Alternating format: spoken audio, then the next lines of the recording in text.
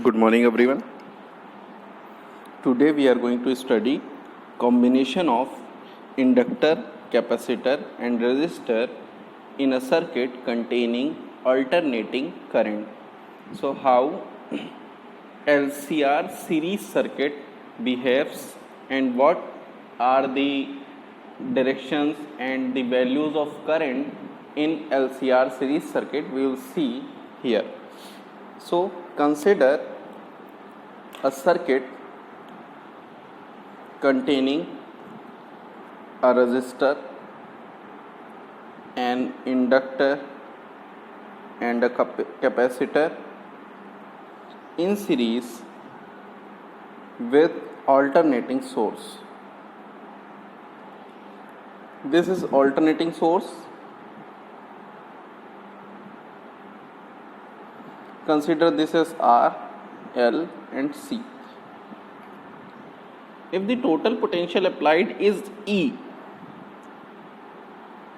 then the potential drop across individual components, it is VR vector, or we can say VR, the potential, if for at any instant when the current is I am writing all these things, RI, across L it will be VL and it is XLI. This you also know that XL is the capacitive, XL is the inductive reactance, and across the capacitor it is VC is equals to XCI. Alright, so this is the potential drops. Now I am writing it again and explaining each and every component properly so that you can revise the previous topics also. Source E is equals to E naught sine omega t. It is equation 1. Now I am writing all these things whatever I have written here. Let I be the current in the series circuit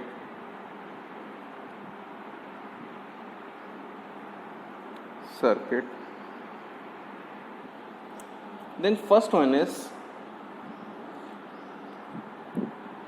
voltage VR equals to RI. देखिए यहाँ पे आप confuse बिल्कुल नहीं होंगे कि voltage sir vector कब से होने लग गया, because we are representing it in phasor form, in phasor diagram, that is why I am writing it in vector form. alright, वरना पोटेंशियल हमारा कैसा होता है कि स्केलर क्वांटिटी होती है. across the resistance R, this VR will be in phase with current I. In phase का मतलब सेम डायरेक्शन में. I इसको भी वेक्टर से शो कर लें क्योंकि हम फेजर डायग्राम में कर रहे हैं. So these are actually phasors. So phasors V and I are in same direction. ठीक है. So peak value of VR कितना होगा, इसको हम एम्पलीट्यूड भी कह सकते हैं. एम्पलीट्यूड V नॉट R से रिप्रेजेंट करते आए हैं पीछे तक. It is equals to I naught R. Alright, this is equation A कह लो, B कह लो, कुछ भी. Second, voltage VL again a phasor, it is equals to XLI phasor. Across inductance is ahead, हमको पता है ना इंडक्टर में करंट लैग करती है, वोल्टेज लीड करता है, then it is voltage is ahead of current I in phase by pi by 2 radians. All right. So the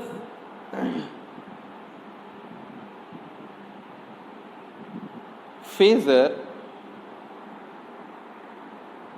VL lies pi by 2 anti clockwise, obviously आगे है ना VL, anti clock wise with respect to the phasor I. सही है ना। और third one, firstly हम इसका peak लिख लें, पीक और amplitude of VL will be V naught L, it is equals to I naught XL. We'll use it. Third one, voltage, again writing in same sense, XCI lags behind. क्यों? क्योंकि capacitor में current lead करती है तो voltage lag करेगा, voltage lags behind current I in phase by pi by 2. All right. So this will be clockwise. So phasor VC lies pi by 2 clockwise with respect to phasor of current, phasor I. Amplitude इसका कितना होगा, V naught C, it is equals to I naught X C. Alright, so these are equation B and equation C, the amplitudes. We will use it. Now I am making the phasor diagram. एकदम ध्यान से देखिएगा, इसमें तीनों ही चीजें involve है. This we don't need to write x and y axis, ये याद रखिए, फेजर्स को केवल रिलेटिवली बनाया जाता है. So firstly make the current, मैंने आपको बताया है करंट बना लो. This is the current direction. I phasor, I phasor बोलने का भी कुछ तरीका है. The inductance in inductor, current lags behind the voltage. Inductor में क्या होता है, current lags behind the voltage. तो इंडक्टर का जो वोल्टेज है उससे 90 डिग्री पीछे होना है करंट को. तो पीछे के लिए क्लॉकवाइज करंट होनी चाहिए और एंटी क्लॉकवाइज इंडक्टर. तो ये हो गया, मान लीजिए this one is our, sorry इसको ओरिजिन से लेके जाना है. This one is VL phasor. ठीक है, कितना एंगल, 90 डिग्री और पाई बाई 2. अगेन कैपेसिटेंस के साथ क्या है, capacitance voltage across capacitor is lagging behind the current. क्यों? क्योंकि कैपेसिटर के केस में करंट लीड करती है, करंट पाई बाई 2 से लीड करती है, यानी करंट को क्लॉकवाइज, एंटी क्लॉकवाइज रहना है और पोटेंशियल को क्लॉकवाइज नीचे की ओर, एक दूसरे के रिस्पेक्ट में. सो this is what VC phasor. ठीक है, ये फेजर्स हैं इसलिए मैं ऐसे बना रहा हूं. Now as you know, these are two opposite vectors. VC and VL are exactly opposite, 180 degree, क्योंकि ये एंगल भी कितना होगा, 90 degree. VC is making 90 degree with I, but here I is leading with respect to VC. So the resultant will be the vector sum of VL और VC. इधर एक vector अगर right side हो दूसरा left side हो तो उनका resultant क्या होता है, उनके डिफरेंस के इक्वल में. So resultant of VL and VC कितना होगा, VL डिफरेंस VC कह लें या VL माइनस VC कह लें। हमने अपने केस में ये मान लिया कि VL बड़ा है, वरना VC भी बड़ा हो सकता है। तो यहाँ VL माइनस VC की डायरेक्शन क्या होगी, अगर VL बड़ा है तो यही होगी ना, इस तरफ VL की तरफ होगी ये छोटा सा, this will B VL minus VC phasor, VL minus VC phasor. ठीक है, तो ये दो वेक्टर्स का सम एक वेक्टर ही होगा, ये इधर, लेकिन इनका रिजल्टेंट किधर, बड़े की तरफ। मैंने क्या माना, VL is greater than VC। अगर एक ऐसा केस है, अगर इधर होता तो इस साइड बन जाता, VC is greater than VL होता तो।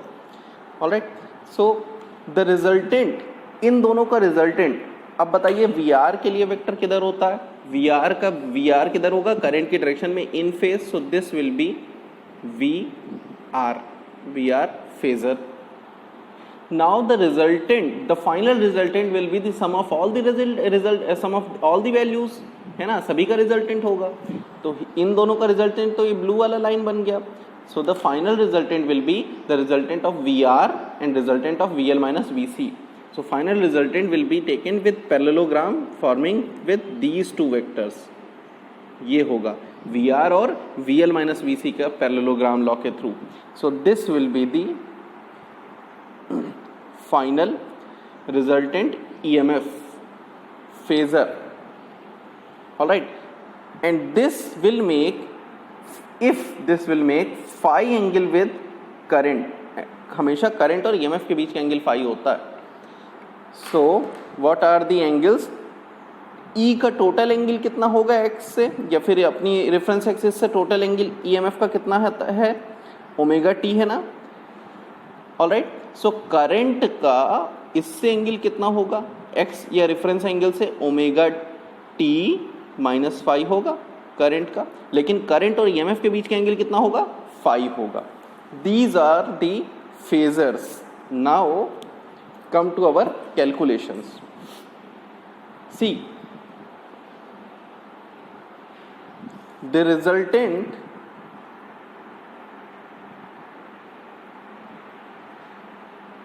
phasor of EMF, E will be equals to VR vector plus VC vector plus VL vector, यही होगा, ये होना चाहिए था। But in our case VC और VL तो अपोजिट है, तो E will be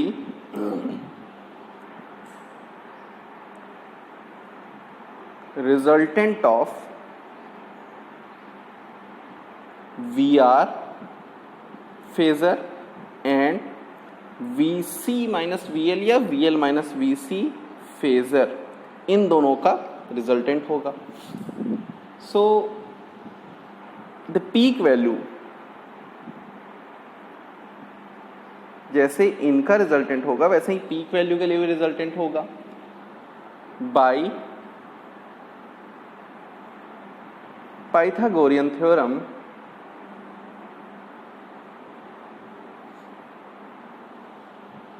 E naught square is equals to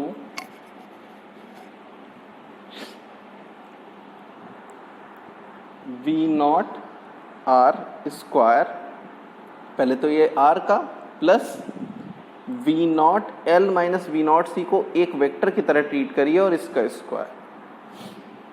ठीक है, क्योंकि दोनों के देखिए VL माइनस VC के और VR के बीच का एंगल कितना है, 90 डिग्री है। सो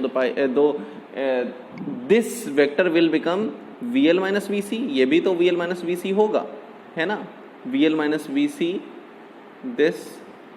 सो if this become VL minus VC, तो ये ट्राइंगल पाइथागोरस थ्योरम को फॉलो कर सकता है। This square plus this square is equal to this square, a resultant square. That's why I am writing it here. So this becomes I naught R square plus V naught, ये L है तो I naught XL square, I naught square XL square minus I naught square XC square। ठीक है ना, अलग अलग। अब देखिए ये तो इंडिविजुअल वैल्यूज़ अभी दी हुई हैं, ठीक है ना। ये हमने पूरा ऐसे लिख लिया। देखिए यहाँ ये गड़बड़ हो गया, वी नॉट माइनस ये वी एल लिखा है, V L minus V C whole square, ठीक है ना। तो देखिए यहाँ मुझे जब ये स्क्वायर है तो अभी ये वैल्यू रखी जाएगी होल स्क्वायर। मैं फिर से लिख दे रहा हूँ, I naught R plus V naught L की जगह I naught X L, V naught C की जगह आई नॉट एक्स सी और इसका होल स्क्वायर यहाँ पे था। ये एक्सप्रेशन आ गया। अब हम लिख सकते हैं आई नॉट आर, आई नॉट दोनों में से कॉमन लेंगे लेकिन स्क्वायर बाहर है तो आई नॉट स्क्वायर बाहर आएगा, ये बनेगा X L minus X C whole square. अब ठीक है, all right. So this is X L minus X C whole square. This whole quantity यहाँ पे ये तो स्क्वायर है ना, I naught square R square, I naught square R square, ये तो रहेगा ही। Now take I naught outside, I naught square, this becomes R square plus X L minus X C whole square. ये बन गया, आई naught square common लिया तो। सो I not हमको चाहिए रहता, आई नॉट इक्वल्स टू ये पूरा टर्म इधर डिवाइड में ले जाएंगे, रूट ले लेंगे तो E naught upon root over R square plus X L minus X C whole square. Now this is the expression for peak value of current, ठीक है।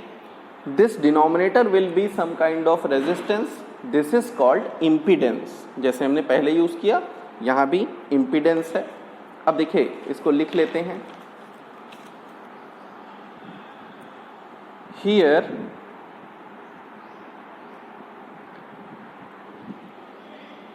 Root over R square plus X L minus X C whole square is equals to Z, Z से represent करते हैं, is the effective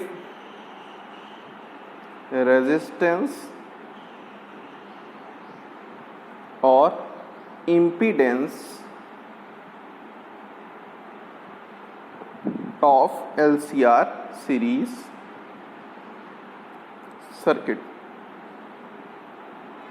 Alright, so this is the expression. Now as Z is equals to, we can write R square X L की जगह रख दें omega L and X C की जगह 1 by omega C whole square. This is the expression for impedance in a series L C R circuit.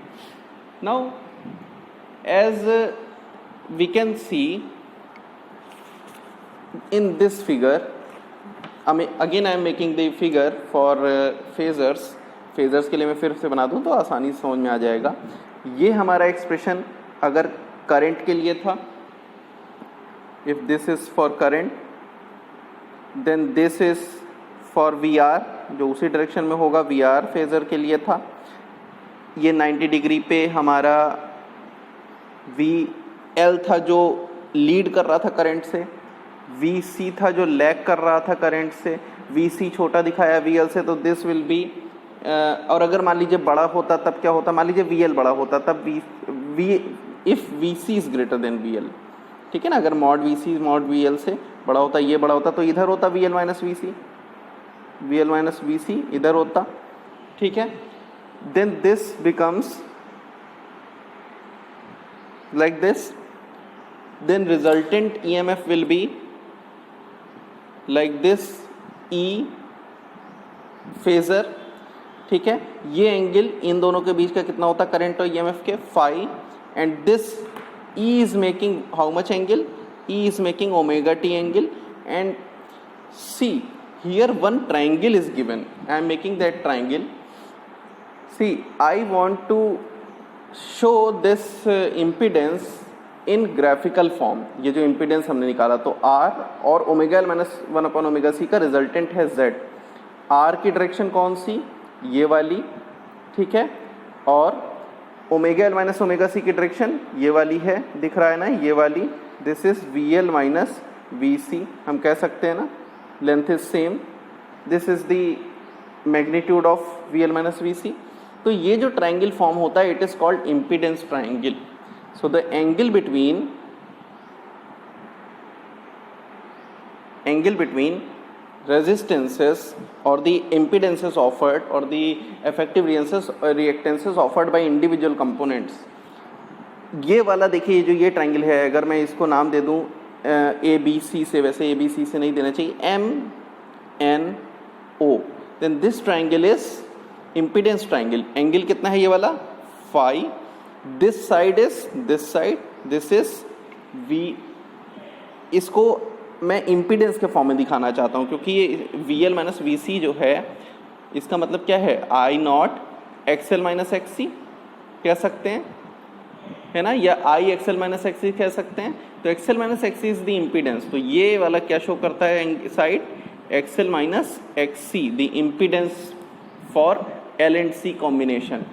And this side is showing R, so it is for R. So this hypotenuse will be the impedance Z. Alright, तो ये triangle जो form होता है इसको क्या कहते हैं? It is called impedance triangle, क्योंकि इसमें हमने impedances को दिखाया है, individual reactances को दिखाया है. Alright, so the right angle triangle is called, this right angle triangle is called impedance triangle, having perpendicular as XL minus XC and base as resistance. Alright, so the value of Z will be, अगर हम tan phi की बात करें, tan phi, the direction of phi जो हम हमेशा third part निकालते हैं, tan phi will be perpendicular upon base XL minus XC by R. This is the method to calculating the direction of the current. Alright, so current यहाँ पे depend करता है, lag करेगी कि लीड करेगी, ये डिपेंड करता है VL और VC के डायरेक्शन पे. ठीक है ना, क्योंकि वहाँ हमने देखा था कि करंट लीड कर रही थी EMF से, यहाँ देखा कि करंट आगे है, वहाँ देखा था कि करंट पीछे थी. इस वाले केस में करंट EMF से आगे है, यानी लीड कर रही है, पिछले वाले में करंट लैग कर रही थी. So this is the impedance condition. Now two important quantities, what are these? Susceptance and admittance. Susceptance and admittance. So firstly, susceptance. See, we have studied in our previous topics where we are studying capacitive and inductive reactances. Alright, so when reactance is studied, then the reciprocal of reactance of an AC circuit is called its susceptance. ठीक है ना, इसकी भी unit वही होगी, ओम inverse या mho होगी. Now next is admittance. One more quantity is there, admittance means ये 1/XC या 1/XL के थ्रू ससेप्टेंस रिप्रेजेंट होता है. Now admittance, the reciprocal of the impedance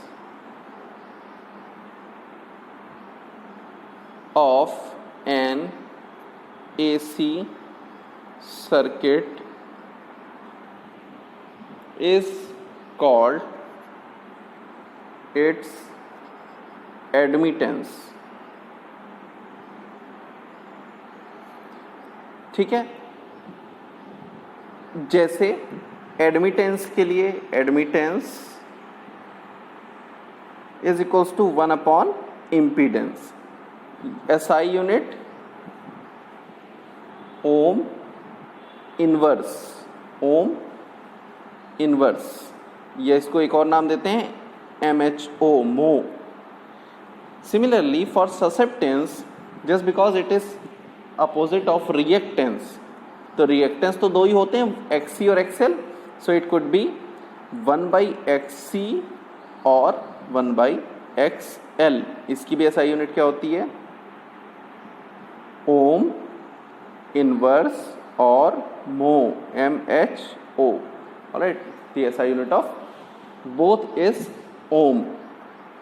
Now one more thing which is very important. Next we are going to study resonance condition of LCR circuit. Resonance in LCR circuit. It is the condition when in a series LCR circuit current is maximum. An LCR circuit is said to be in resonance when the current through it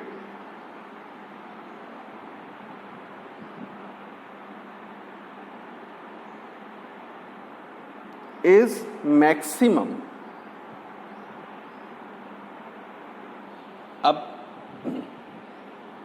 current का expression we have seen in LCR series circuit is this much, root over of R square plus XL minus XC whole square. This we have seen it. Now this becomes epsilon naught upon root over of R square plus omega L minus 1 upon omega C whole square here.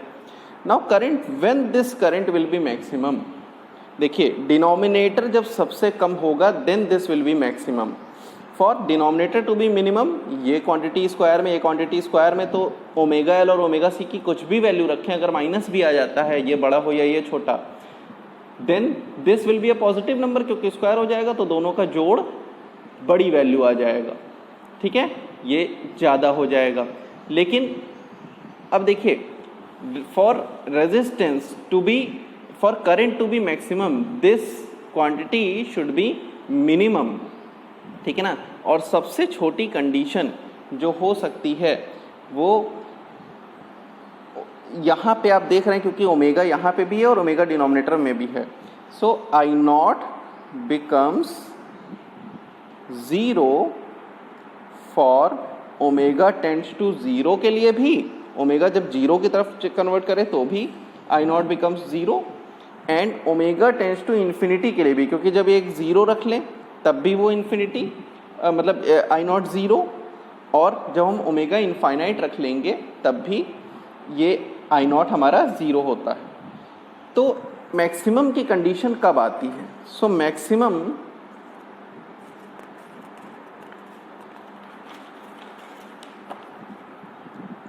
I naught will be maximum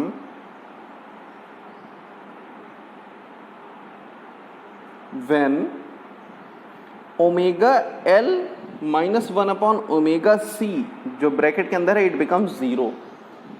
और ये I naught maximum कब होता है? जब omega L minus 1 upon omega C 0 हो जाता है, और ओमेगा एल ये मल्टीप्लाई में है, omega L is equal to 1 upon omega C हो जाता है. ऑलराइट. सो या फिर omega is equal to 1, omega square is equal to 1 upon L C हो जाता है, या omega is equal to 1 upon root L C हो जाता है. This is the condition, this is the frequency at which I naught becomes maximum. So this we will see in our next class. Thank you.